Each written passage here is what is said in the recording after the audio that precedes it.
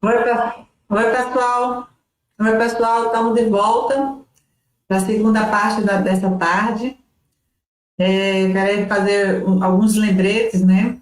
Você se credenciar lá em cada sala que for assistir. A partir de agora, nós temos 6 eventos em paralelo. Tá? Então, essa sala e mais 5. Então, imagino que vocês já escolheram, já viram a nossa programação, e aí a gente já está pronto para uma nova jornada aqui, tá? Bom, dando continuidade à programação, a gente vai receber agora o nosso colega Tujal, da Regional Rio de Janeiro, da Superintendência de Soluções Analíticas e Inteligência Artificial. Ele vai trazer para nós o tema de computação quântica aplicada a Big Data. Será que vai dar samba? Vamos lá. Passa a palavra, Tujal. Boa tarde a todos os participantes, né? Todas as pessoas aí que estão prestigiando o evento. Eu achei muito interessante, né, a proposta. E eu trabalho com Big Data, né, na SUPAI, né, nessa Superintendência de Soluções Analíticas. E, na verdade, eu quis trazer uma coisa que está na fronteira, né? É um desafio, na verdade, de tecnologia aqui para a gente, né? Nos próximos anos, a computação quântica, né, ela vai começar a frequentar cada vez mais, né, o vocabulário, as preocupações, né, os empregos e as perspectivas de todos nós. Tá? Como é um assunto muito árido, muito complexo, né, eu até, quando comecei a pensar aqui, elaborar, eu passei por alguns momentos que eu acho que eu fui muito prolixo, né? Fiz uma prévia assim, dessa apresentação e aí eu levei um tempo, né, para fazer essa adequação. Então eu tracei aqui um roteiro para a gente tentar, né, tornar isso aqui um pouco mais palatável, né? Primeiro, eu vou introduzir Big Data e onde é que isso aí, né, onde é que isso se encaixa, né, no conceito, nos novos conhecimentos, né, em que contexto isso aqui está inserido. Né. A computação clássica, os paralelos, né, entre essa computação e a física, tá, porque apesar de serem duas coisas que têm tudo a ver, o seu computador usa eletricidade, né, trabalha com zeros e uns ali embaixo, a gente vai falar sobre isso, né. Esse passeio, né, essa visita à física, essa troca de informações, né, essa troca de figurinhas aí entre os dois, ela se torna cada vez mais necessária. Aí o que é a computação quântica? E aí eu já vou dar um spoiler, né, que na verdade é quanto computing, né, e Big Data tem a ver com o aprendizado de máquina, né, o machine learning quântico. E já há até empregos, né, sendo propostos nessa linha. Tá. Então, assim, para fazer uma estrutura, normalmente, quando as pessoas abordam um assunto, elas vão naquelas perguntinhas, né, os why, where, how, né, e aqui eu estou usando esse framework Zachman, né, de arquiteturas empresariais, que são exatamente essas perguntas, e eu vou responder isso daí, né, tentar responder isso daí no final, a gente vai concluir, né, com uma resposta a essas perguntinhas. Então vamos lá. Né?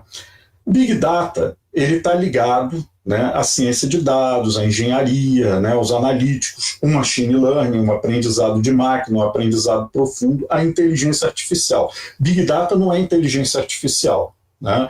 Você pode ter inteligência artificial em vários outros produtos, inclusive em Big Data. Tá?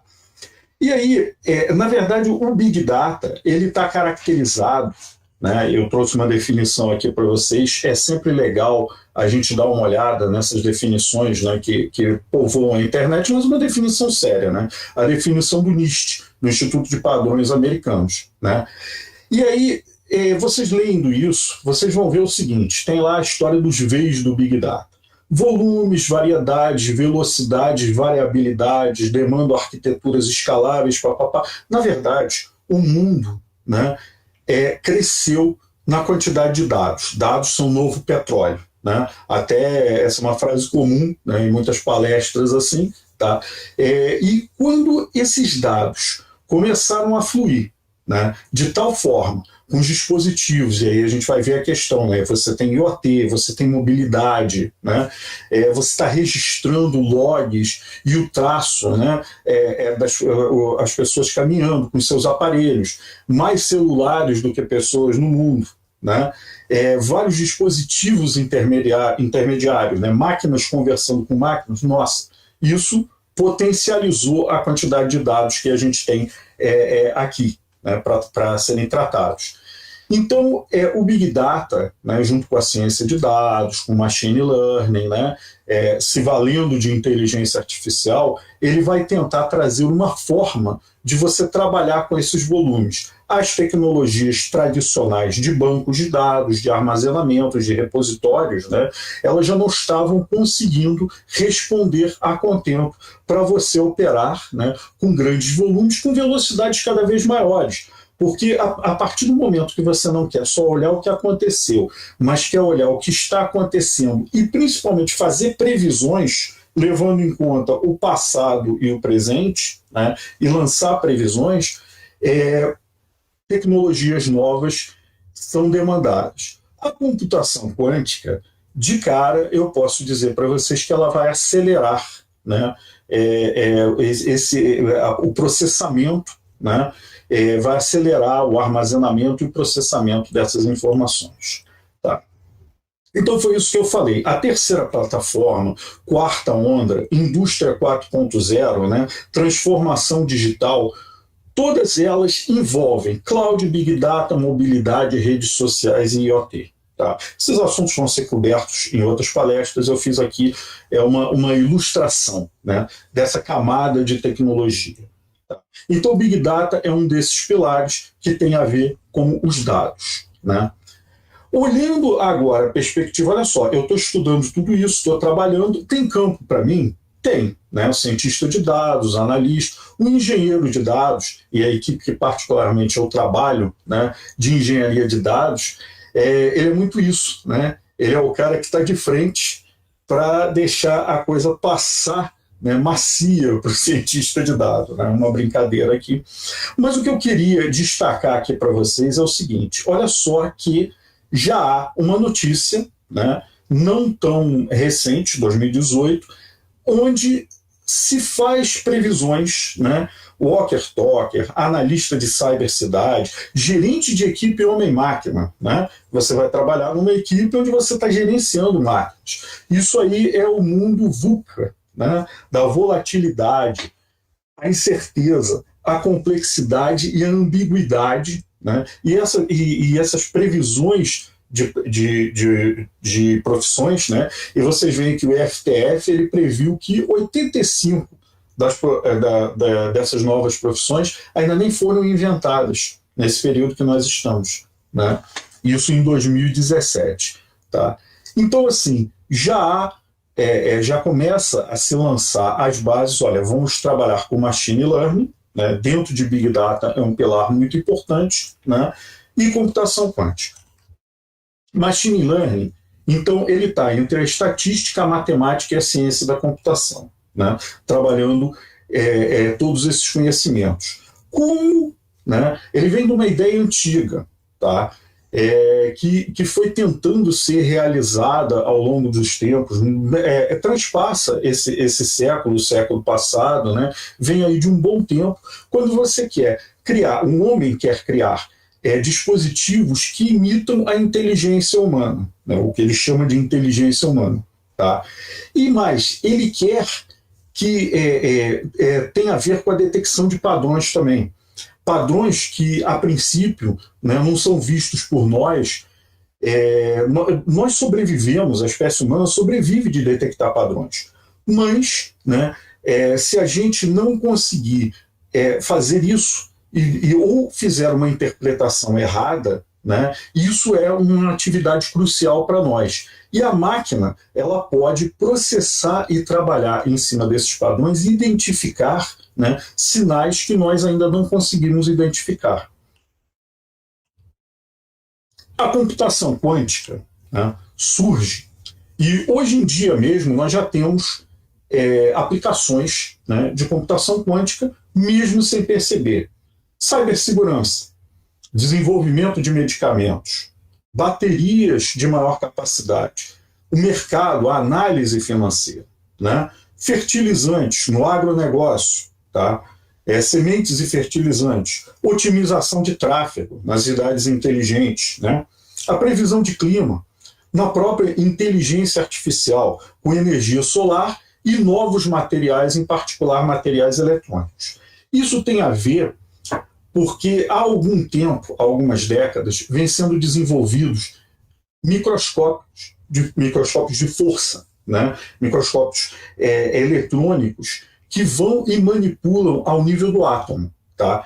E chegam ao nível do átomo, né? E fazem as manipulações.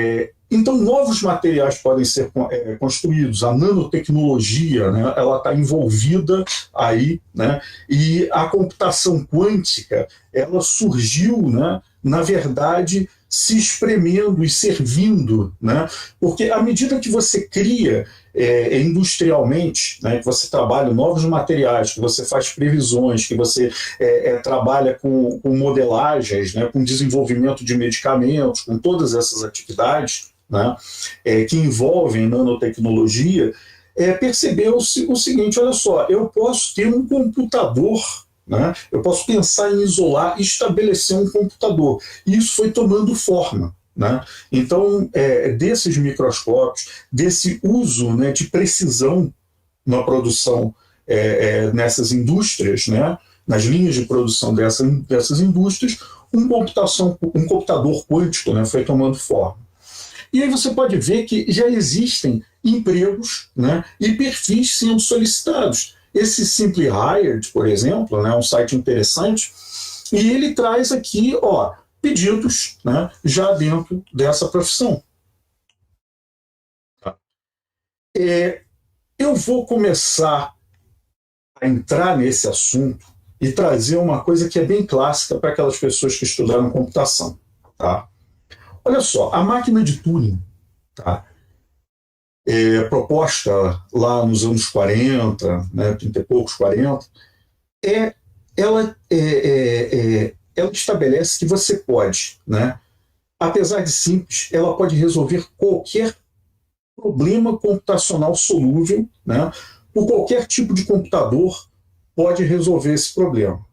Então, assim, o importante é a gente notar, olha só, existem problemas que não podem ser resolvidos com nenhum computador, e os problemas que são solúveis, né, eles podem ser classificados. Como é que eu vou fazer essa classificação em termos das dificuldades? Olha só, isso tem tudo a ver, porque um computador quântico, a gente pensa logo, não, ele vai trabalhar muito mais rápido e ele vai poder fazer computações, né, ele vai poder trabalhar com números imensos. Né? Beleza. Eu vou mover essa fronteira do que eu posso resolver.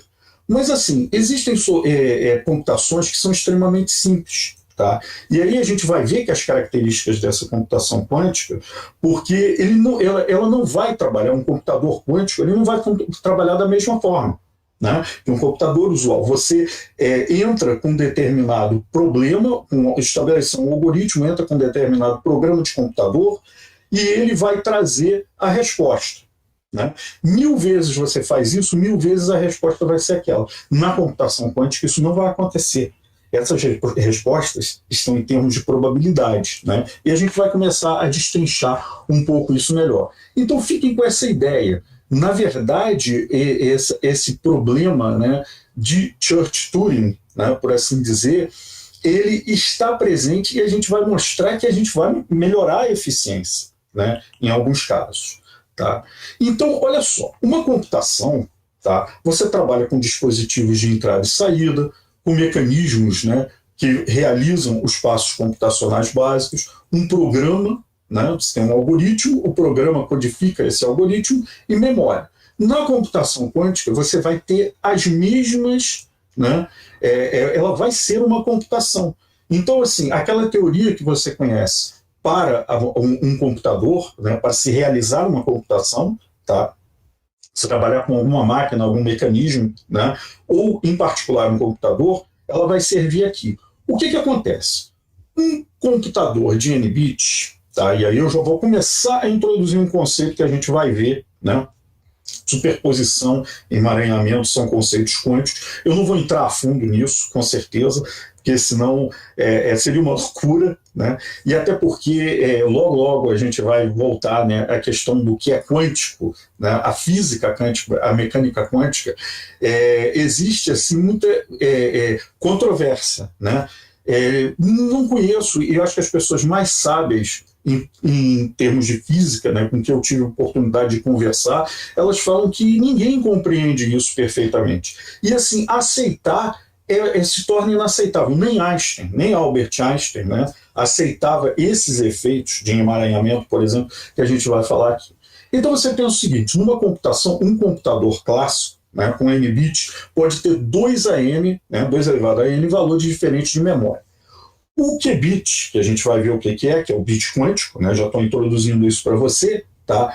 Se você tiver 2 n possibilidades distintas, né, em superposição, que a gente vai ver o que é, significa dizer que com n qubits, né, equivalente aos n bits que a gente tinha lá, eu vou poder trabalhar, né, vou ter valores, eu vou poder trabalhar com 2 a n, né, como se eu tivesse 2 elevado a n computadores clássicos com 2 elevado a n valores diferentes de memória.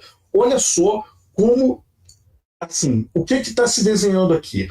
A capacidade, né, o potencial que a computação quântica tem, né, de expandir, de te dar um poder, né, de processar, de trabalhar com uma quantidade, com números absurdos, né,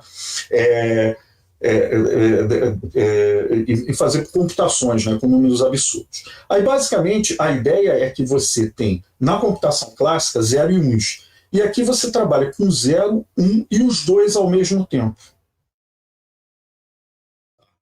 Eu estabeleci aqui uma linha de tempo, rapidamente, né? A gente vê desde a teoria da computação quântica, né? Richard Feynman, ele trabalhou, ele elaborou, né, um trabalho sobre simulação de partículas.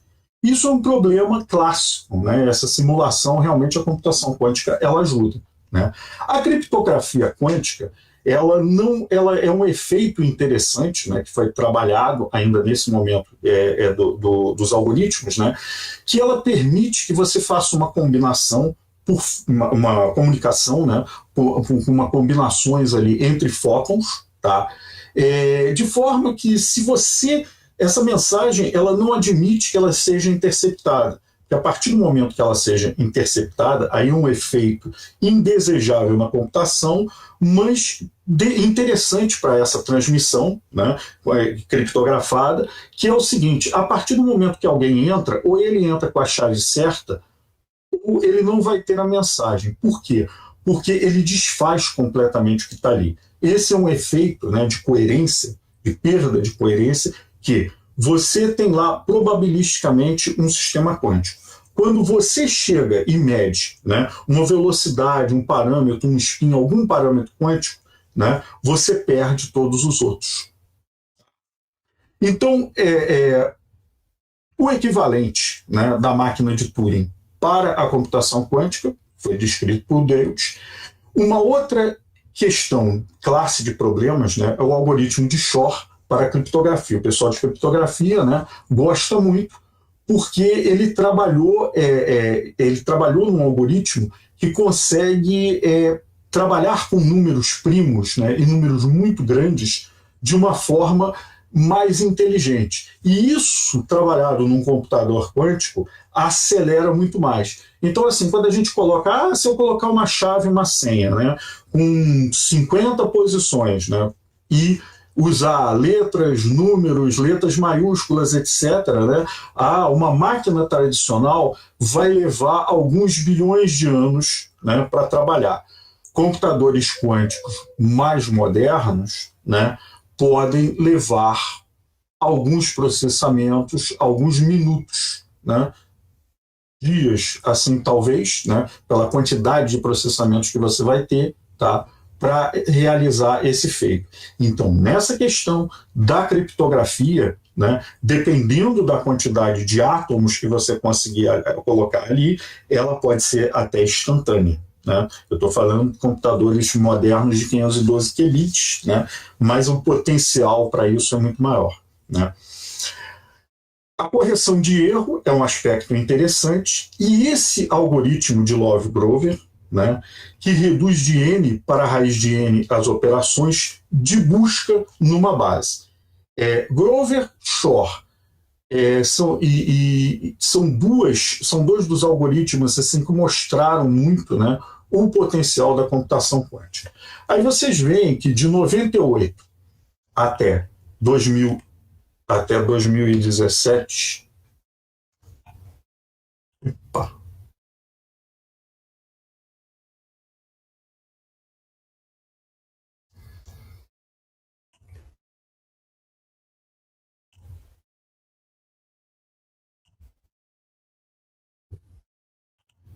Desculpem aqui.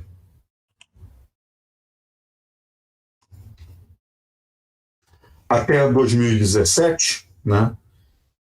O computador ele foi evoluindo, né? E uma das mais importantes desenvolvimentos, né, foi essa questão da computação adiabática que a gente vai tocar.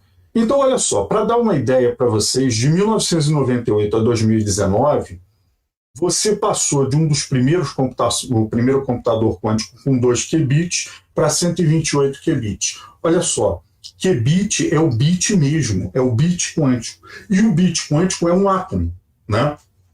Então, assim, você vê que isso ainda está muito no início, né? É essa noção que eu quero trazer aqui para vocês. Agora, né, com o processamento de 512 qubits, né, você já entra perto, né, da performance competitiva para os computadores clássicos. Então, estou falando 12 bits quânticos, né, com computadores que têm milhões e milhões, 1 giga, né, dá 8 milhões e pouco, dá mais de 8 milhões de bits, né, com 512 bits quânticos, eu já estou chegando próximo, né, e embora essa previsão, né, que é a lei de Rosen, né, veio em substituição à lei de Moore, né, para esse aumento, o aumento do número de qubits, o aumento da capacidade, né, ao longo do tempo, tá, ela tem permanecido, né, mais fiel para descrever o que vem acontecendo. Então, vamos falar assim, sobre os aspectos, né, do funcionamento, os aspectos de física quântica envolvidos ali. Só que eu não vou entrar muito, né, nessa questão.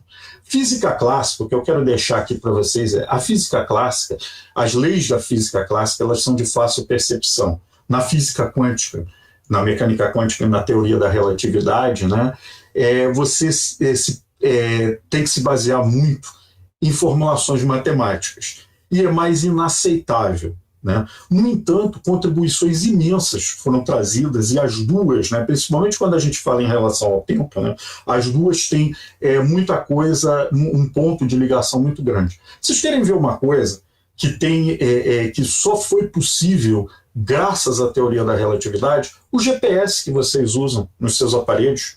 Tá? Você imagina o seguinte, um satélite, né, varrendo a superfície da Terra. Tá, tudo bem, ele está em sincronismo, né, com o que ele está olhando ali embaixo, tá, e está transmitindo isso, e você está lá no seu celular, né, e você tem o posicionamento, né, o seu posicionamento dentro da Terra. Mas ele só foi possível, os primeiros, né, protótipos ali, eles erravam e muito, e esse erro ia se acumulando. E aí descobriu-se uma coisa, o tempo, né, no campo gravitacional, o tempo onde o satélite está e o tempo onde a gente está aqui com o nosso celular, ele passa de maneira diferente. É uma fração. A teoria da relatividade, ela prevê isso, né? E graças a isso, graças a essa compreensão, né, foi possível a construção do GPS. Eu vou colocar aqui 3 características, né, tentar mostrar aqui rapidamente 3 características quânticas interessantes, né? Uma é a questão do 0 e 1, né, que o computador elétrico, a eletricidade normal, trabalha, né? O computador quântico, ele vai trabalhar com zeros e uns.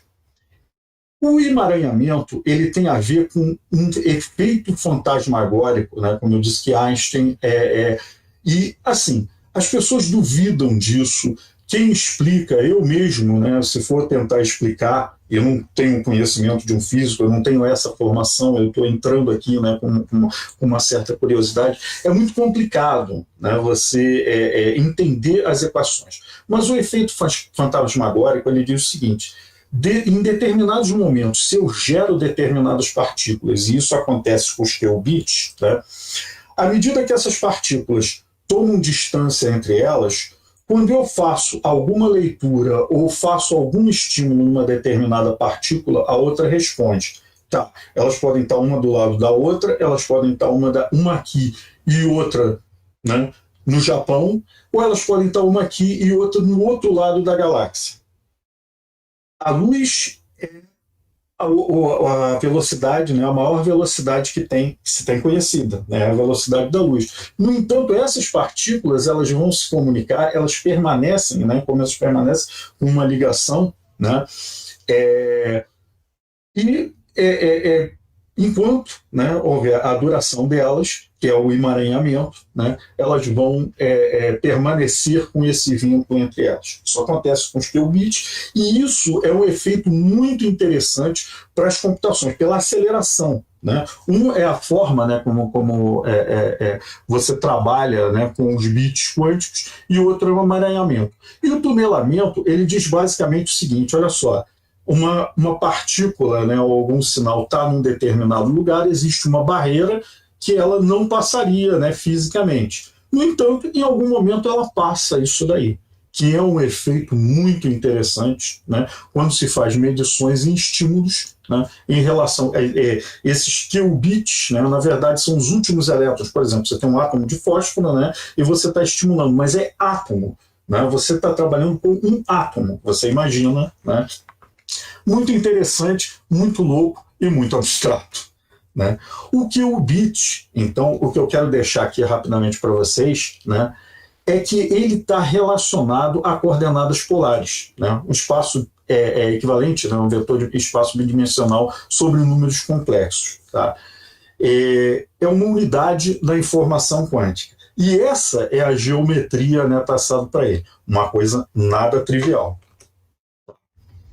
Um computador quântico. Tá? O computador quântico, ele foi construído, então, em cima do que a gente já tem. O que a gente já tem? Uma CPU hospedeira, né, host, ali, que é um computador Intel tradicional. Então você começa a colocar processadores vetoriais, né, como o Field Programmable Gateway Array, né, ou a GPU. Tá? E, modernamente, o acelerador quântico, né, que é um processador quântico, tá, que vai ser acoplado. Então, na verdade, você tem 4 tipos de hardware, né, ali, a grosso modo. Né, 4 tipos diferentes, né, de CPU, 4 grifes diferentes de CPU. A CPU mesmo, né, os Field Programmable Gateway Arrays, né, que são, você imagina como um conjunto, né, de CPUs reprogramáveis. A CPU gráfica, né, que é a GPU, e os átomos, né, ali colocados dentro de uma grade, dentro de um campo ali, que são estimulados, né, de forma analógica, eu vou voltar a isso logo, né, por alguma emissão de onda, algum campo magnético, né, que é bombardeado sobre eles para fazer que eles mudem de direção, e ele fazendo e virando de um lado ou de outro, ou ficando na superposição, eu consigo fazer os zeros e uns, né, que é a forma como a gente faz o computador tradicional trabalhar. Né? Então, vamos dar uma olhada aqui, né, no computador quântico. Tá? Olha só, eu tenho no topo um algoritmo. Tá? Esse algoritmo é materializado por alguma linguagem, né, de programação.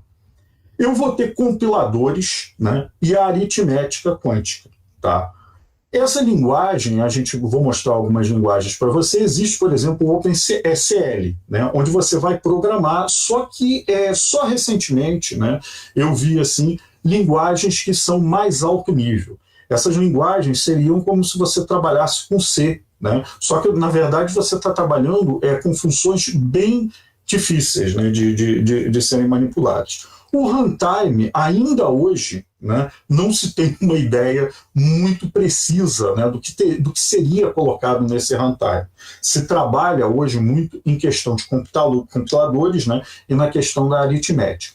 Então, a arquitetura, né, o conjunto das instruções quânticas, ele tem que ser adaptada para os qubits. Então, tem toda uma matemática, né, e uma questão de portas, que aí a gente vai ver que você tem o NOT, o OR, né, o SHOR, aquelas portas normais, só que você tem operadores, né, como de Hadamard, né, que vão operar portas quânticas, né? E aí, para baixo, né, da microarquitetura, né, como esses qubits, né, como eles estão colocados, né, em termos do processamento, da memória quântica, né, como é que ele vai se relacionar com a memória, né, com os dispositivos de entrada e saída, vocês veem que é o mesmo problema, né, e na verdade é uma pilha semelhante ao de um computador, só que foi colocado o quê? Né, o Qzinho na frente de quântico, tá? Mas assim, na verdade, existe uma camada de quântico, né, para clássico, que ela vai trabalhar do mundo analógico para o mundo digital. Opa, peraí, o computador é digital, né? Sim, mas aqui, não esqueça que quando eu estou estimulando o átomo e a forma como aquilo ali está trabalhado na ponta, né, eu preciso fazer essa interface, que é como é que eu vou chegar no chip quântico, né, onde estão os qubits, que na verdade são átomos, né, que estão ali, né? Então, olha só, a gente falou do conceito de computação, do teste de Church-Turing, dos modelos matemáticos da física quântica e dessa nova geração de hardware, né? Isso segue uma sequência, né, como a da computação, mas na verdade a matemática, né, e os requisitos para o hardware aqui, conceitualmente, é o que eu quero deixar para vocês, né, há uma semelhança muito grande. Você faz uma transparência, né, uma transposição de conceitos, mas a matemática e o hardware envolvidos são muito mais complexos, né? E aqui eu trago o exemplo de algumas linguagens e, assim, uma operação, né, de Hadamard, tá, em cima de bits quânticos. Para quem trabalha com C, para quem trabalha com Python, né, eu estou trabalhando com determinadas funções, né? Então, assim, programar nesse mundo não é uma coisa complicada. É complicado realmente você entender o que você está fazendo. É interessante, né? Porque algumas dessas linguagens, mais o Silk, né, a última colocada aí, que é uma linguagem de mais alto nível, né, ele tem inclusive um plugin, né, para o Visual Studio Code, né? Esse SCAF, né, CC, tá, ele é baseado na linguagem Scaffold, né? Ele é um compilador e agendador, tá? O QCL foi uma das primeiras linguagens, né? Ele é baseado em C, tá? E ele suporta, né, funções definidas para o usuário. É a Quantum Computing Language, né? E ele não vem sofrendo muitas alterações.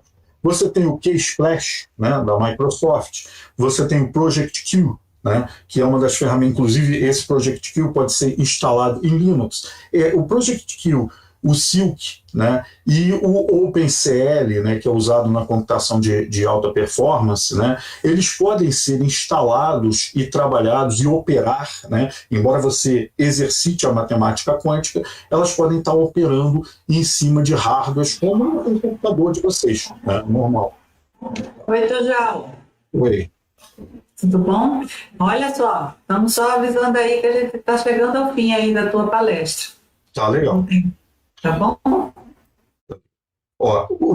Então aqui, a grande questão, né, que eu queria ver com vocês aqui é em cima do Quantum Machine Learning, né? Então, assim, duas abordagens, né? Eu estou mostrando aqui o Nearest Neighbor, o Caminhos, né, e um Deep Learning com Machine Learning, tá? São trabalhos, né, métodos, né, metodologias ali em cima de Machine Learning usualmente trabalhados. Para você trabalhar nesse mundo quântico, você pode fazer simplesmente a tradução ou fazer o desenvolvimento, né, de modelos novos, né, uma modelagem matemática, e aí eu vou dar rapidamente a ideia para vocês, né, do que seria a diferença, quer dizer, você trabalhar da forma usual, que é a forma que a gente trabalha em Big Data, em ciência de dados, né, que faz parte do meu dia a dia com esses algoritmos.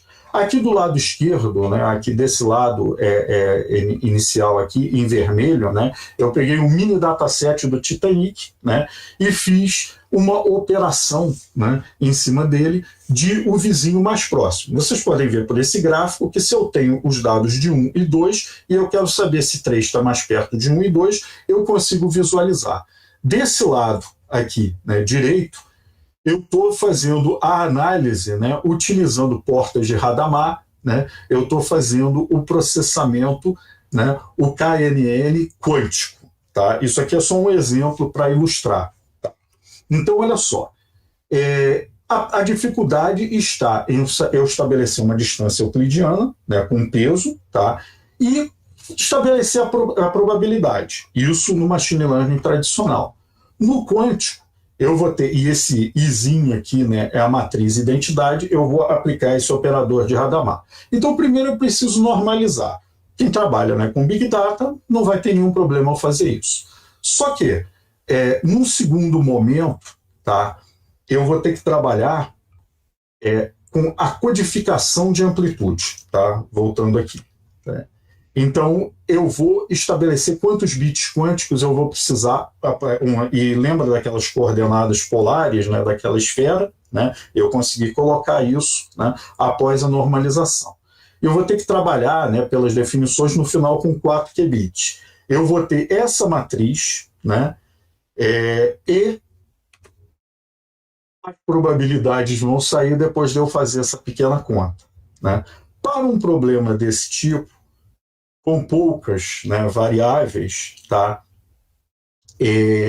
Na verdade, eu simplifiquei, criei um mini dataset, né, com 2 instâncias, uma terceira que eu queria achar, e eu estou só usando 2 atributos de classe, né, com 3 ocorrências. Uma é que eu quero determinar, né, porque se o passageiro 1 trabalhando com preço, né, e o quarto, né, que ele trabalhou, se ele sobreviveu ou não.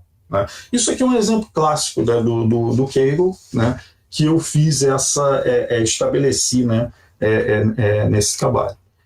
Então, olha só, a gente cumpriu, né, o que eu queria mostrar para vocês. A computação quântica para resolver problemas de Big Data, adaptando e desenvolvendo algoritmos e tecnologias em computadores quânticos, né? Os especialistas, tá? Num primeiro momento, né? Com conhecimentos matemáticos e físicos. Isso começou realmente a poder ser trabalhado, né? Por mais pessoas, ficou estável há pelo menos uns 5 anos, né? E a ideia é resolver os problemas mais rápidos e mover a fronteira, né, dos problemas que podem ser resolvidos por computadores. Tá? Eu tentei assim ser mais sucinto, né, e trazer a coisa de forma mais palatável para vocês. É isso aí. Obrigado aí, gente. Perfeito, Tujal. Nós que te agradecemos. Temos algumas perguntas que foram submetidas aí pelo chat do YouTube, mas infelizmente a gente não tem tempo para as perguntas. Então a gente vai te passar as perguntas, são de colegas do SERPRO, e aí você pode respondê-los, né, tranquilamente. Eu acho que não prejudica, tá? Então a gente vai ter que seguir com a programação. Te agradecemos em nome da organização do Tech Day, do SERPRO. Muito obrigado por compartilhar com a gente aí, por nos dar essa aula, né? Foi muito legal, a gente te agradece. E seguindo com a programação, vamos agora para um intervalo, para a gente poder rearrumar a nossa sala aqui e partirmos para a última palestra agora da tarde com o Tec Sodré. Lembrando que a programação das salas simultâneas também já finalizou agora há pouco, então estamos todos aí encadeados. A gente vai para um intervalo, já retorna com alguns lembretes, algumas orientações e a palestra do Tec Sodré. Obrigado a todos.